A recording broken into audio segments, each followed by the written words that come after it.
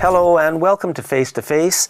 Our guest today is someone who needs no introduction, Bill Vander Zalm, former Premier of British Columbia and the man who was the public face of a huge campaign that recently successfully completed its job of voting out the HST, which although it's been voted out, we still have. Why did you come out of retirement to lead the charge against the HST? Well, actually, I never got out of retirement because I wasn't there. So it's been, I've been involved in a number of issues. I've been issue-oriented. I fought the privatization of BC Rail. I fought the privatization of BC Hydro that I see happening. I fought sending the ferries to Germany to be built when I thought they should have been built here. So when the HST issue came up, I was the one that originally brought the referendum process to the legislature. Actually, it was my successor, Mike Harcourt, that eventually wrote the rules. But I was the one that initiated the whole of the idea of referendum and initiative. And so when the HST issue came up, I was so upset because every premier, every finance minister since 1980 had rejected the HST as being bad for the province. Even Carol Taylor, the finance minister for the Liberal Party before Colin Nielsen, said HST is not good for BC. So I smelled something bad in this whole thing and I said I'm going to fight it, and that's where it started. That's an amazing story because there was so much of that I never knew, and it's remarkable how little we actually know about what's going on. It's really unfortunate. Why was the HST such a bad tax? Well, it's a tax that really hits the poor and the middle income earner, and I've long believed that there's a move afoot worldwide to basically eliminate the middle income earner so that we end up with the very rich and the very poor, and that's what I feared happening. But the HST was great for the big business corporations, but it's bad for the consumer. When the consumer has less money to spend, to the tune of 12% on most things, it means that the small businesses locally have less an opportunity to survive. Big business exporting their resources, our resources, can do well by it. It's more for their shareholders, but it certainly hits the small business, if not immediately, in the end. So you're saying that the HST is a bad tax for people, especially low-income people, and a good tax for big business? Yeah, it's a bad tax for the low and middle income earner. The middle income earner is the person that's always getting hit the hardest. And they don't get the grants, they don't get all of the goodies. They're the ones that are generally hit hardest. But for big corporations, it's a good thing, the HST, because they get, if they're building a pipeline from Alaska to the US, they get their tax back. It doesn't make sense. If General Electric is building a run-of-the-river project someplace, they get their tax back. It doesn't make sense. So it's the big corporations that take our resources that actually benefit by it, and the little businesses suffer, and the middle income earner pays the bill. And I seem to remember when this whole thing started, the figure was about $2 billion. It was a $2 billion tax shift in per year from big business onto the backs of everybody else. It started as a shift of about $2 billion from the corporate sector onto the consumer. Actually, it turned out to be more, because what they didn't tell us at the beginning is that it wasn't revenue neutral, as they had said. In fact, there was a big benefit to government also. It was a bit of a tax grab. So I was surprised to find out that the HST is still going to be in place for the next 2 years. That's what I've heard. Is that correct? And how can it be? Yeah, everybody's asking that question because it shouldn't be and wouldn't have to be. They haven't called the legislature back yet, and already we passed a referendum over a month ago. They could have called the legislature back. They haven't even gone to Ottawa yet to start negotiations. It's all been through the media. So if they wished it, they could do away with the HST in 2 months. They've said 18 months, but I think they'll probably come back and say, hey, we were able to do it in 6 months, aren't we good guys? I think they can do it much quicker, and probably eventually will, because it would hurt the economy so much to carry on for 18 months with the HST. It would be an impossible thing. The big media is big business, and they've been supporting the HST all along. Most of the big media in BC has been on the side of promoting or having the HST.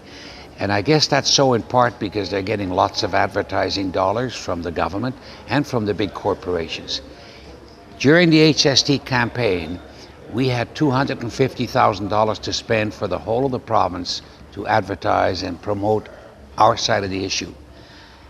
25,000 of that went to HST, so we ended up with 225,000. The big corporations and the government, we think, spent $25 million. So it was 100 to 1. Wow. Yeah. Yes, the process was very unfair. Yeah, no, it's, the Premier had promised a level playing field, but there was no such thing. And one thing that surprised me about the voting process was that the media itself never really mentioned this complete disparity in the ability to spend. No, as I said, the media, I think, was largely on the side of the people that were buttering their bread. There is talk now about starting a similar initiative or referendum process about something that BC Hydro is doing, and that is putting a smart meter on every house in the province, every apartment, every living residence, every business.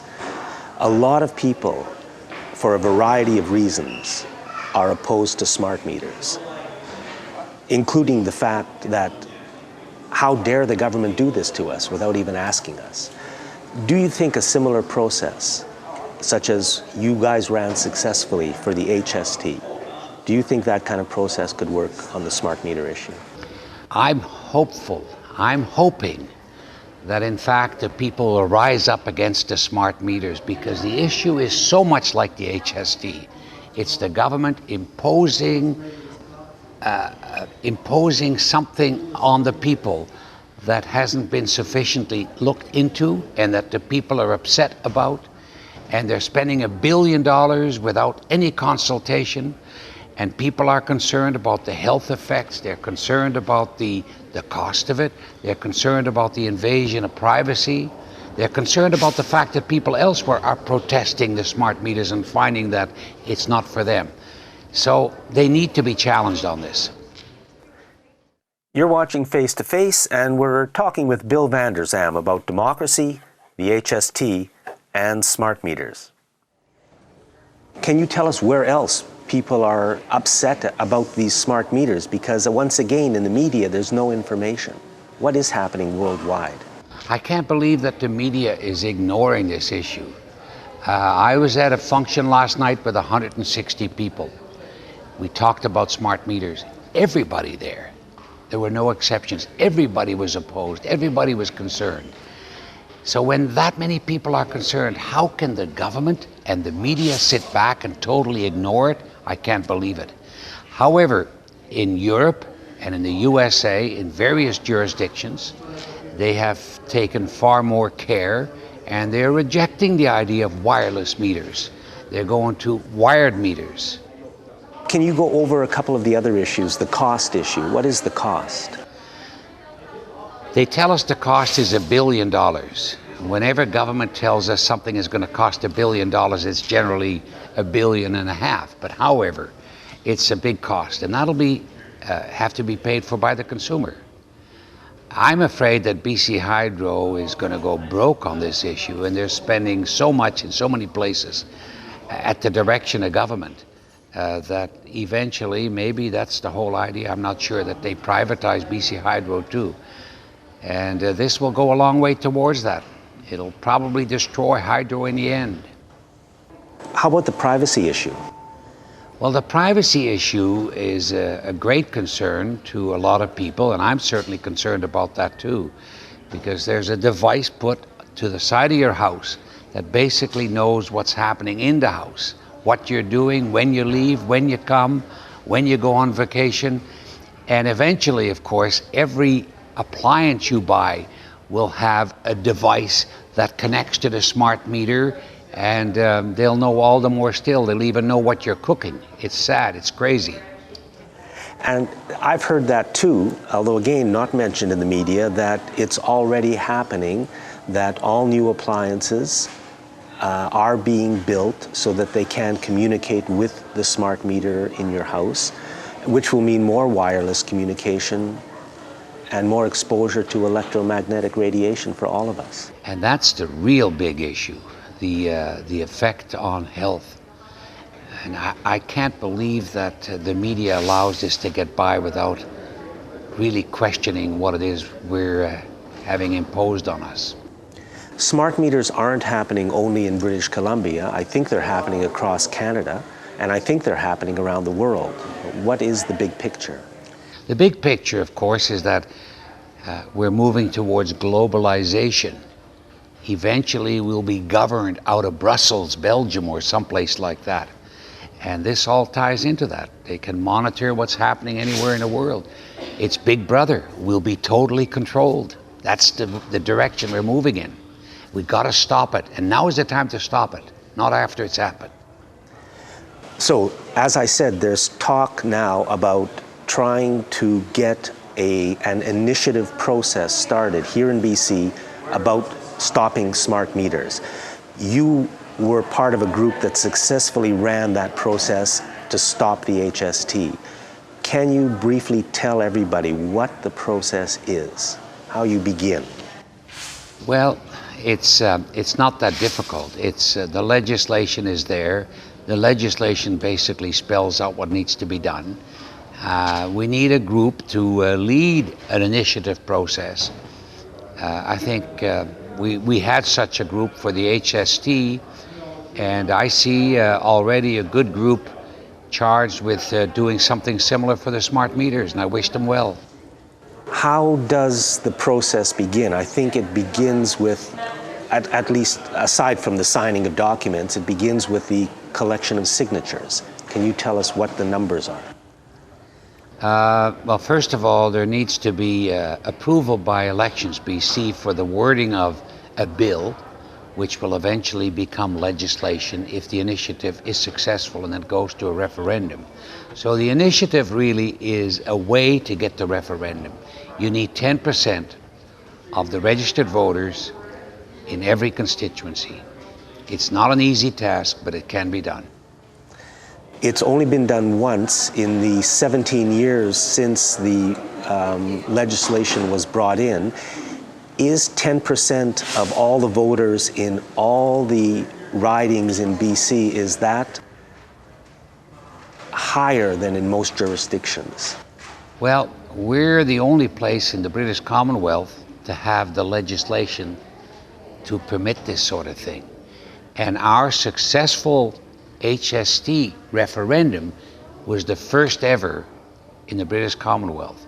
So it's a whole new way to democracy.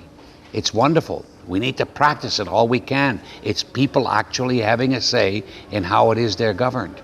Maybe that is the most important point of all of this, that this kind of legislation absolutely does not exist. The people have no way of interfering with the way the ruling elites govern us, but we did it here. And I guess 50 or 100 years ago, we couldn't do much about it. But it's so different today. And I think people are ready to get involved. People are frustrated with the process. They're frustrated with the fact that politicians come in and do things that they don't necessarily agree with, but they have to accept it. That's all changed. What other ways can we put pressure on Christy Clark and her government to stop this smart metering idea? Because she can stop it tomorrow if she wants to. The government could stop it. The government initiated it. I don't think it was BC Hydro. The government had to approve it. I see BC Hydro is already advertising fairly heavily now, of course, again, I'm sure at the direction of government. I think the initiative process is the most effective, short of protesting on the lawns of the legislature, bringing it close to home. And I understand that's happening as well. You're watching Face to Face, and we're talking with Bill Vander Zalm about democracy, the HST, and smart meters. You mentioned that it's time for change. Can you just say a little bit more about that? Because I certainly agree, it is time for change, and I think you mean more democracy. Yeah, I think it's a time for more direct democracy. That's something that people have been looking for, and now that we've had it done successfully, I'm sure we'll see much more of it. Can you think of any way to get young people involved in this issue? Because they're going to be a big part of whether or not it's successful, I think. We had a surprising number of young people involved in the process. I've had more than one come to me say that they've never voted or never cared to vote because they didn't think it made any difference anyway, and they're now saying, hey, we're getting involved because we can have a direct say in what happens. You know, Bill, when I look back on 20 years ago, as I said, you know, maybe right from the beginning the whole thing was, because a lot of your ideas, which I'm sure aren't that different from your ideas of 20 years ago, I completely agree with, but you were always presented as the enemy. Yeah. You know? Well, yeah, the media wasn't on side, and nor was the bureaucracy, because I was a bit of a rebel. I didn't fit in with House Street. So, you know, the politicians basically have to fit in with House Street, unfortunately. Maybe House Street is the real ruler. One thing we could do maybe is just talk a bit about democracy. If you've got some ideas about, I mean, aside from this direct democracy thing, which we have, I mean, in terms of electoral reform or reforming Parliament a bit, like what would you think, for example, of the idea of the caucus picking the cabinet instead of you as the premier? Yeah, that would certainly change things. Keep in mind, however, that when you pick a cabinet in our type of system, you have to consider gender, you've got to balance it off, you have to consider regional differences and picking people regionally. So it's something that perhaps is such that you can't make it whereby everybody picks them and you don't consider those very important questions. So you're remembering, you need to balance it. You don't want to give up that power. No, I really couldn't. But you know what? It shouldn't matter what you want. It should matter what, I mean, we should be having this kind of discussion about direct democracy on a question like that. Like, who do we as the people want to be? Does the premier have too much power? I mean, because absolutely. Yeah. We elect a dictatorship every 4 or 5 years. But when I picked the cabinet, I didn't necessarily pick it because I thought that was the best, and I was picking the best. I had to pick based upon, I had to have so many women, so many men, I had to have somebody from Prince George or somebody from Fort St. John. But the caucus... It didn't matter if they were suitable or otherwise, you had to have that. That's the sort of thing. But the caucus would have those same issues that it had to deal with. But it would mean that the cabinet was responsible to the caucus, which makes sense, instead of upwards to the premier, who, as you just said, is probably controlled by House Street. Yeah, it's except in your case. It's something that could be looked into, no, for sure. I think it would have its implications, but definitely could be done. More importantly, however, is that we have electoral reform to perhaps give better representation to a lot of people who might not necessarily vote for the 2 or 3 parties in the running, but have other choices. And if enough people wanted Greens, then Greens should be represented regardless of whether they got enough votes in a particular constituency.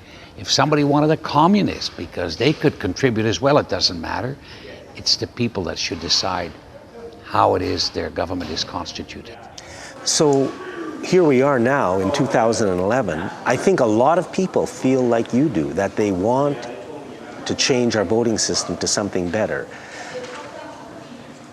What should the government do if it honestly cared about what people thought? Here's Christy Clark, who herself supported electoral reform before she became premier. What can we do now from where we are to within 6 months or a year have a system that people want more? I guess we could do what it is we're doing today, just start talking about it, get more people involved, make the government aware. We have the legislation to perhaps institute change. Not just sit back and take it, but do something about it. Do you think there should be more public oversight of the political parties? Public oversight of the political parties. For example, in a case where a candidate signs up hundreds of new members and then wins the nomination on the basis of the ability to sign up new members. That's very dangerous. Especially when there are people who are professionals at doing that and they're for hire. Yeah, no, it's very dangerous. Because it means that you can have people of a particular culture coming together to elect their candidate, regardless of how qualified they might be. It could be people with the necessary or with sufficient financial resources to pick their candidate, which is equally bad and dangerous. So it's, we've not had too much a problem with that, but it's beginning to become more a problem than what it used to be. So folks, thank you for watching Face to Face. It's been a very interesting story. We seem to be moving now from the idea of a referendum against the HST into a new idea of a referendum against the latest assault on our democracy brought forward by now the government of Christy Clark, and that is these smart meters. So let's do our best.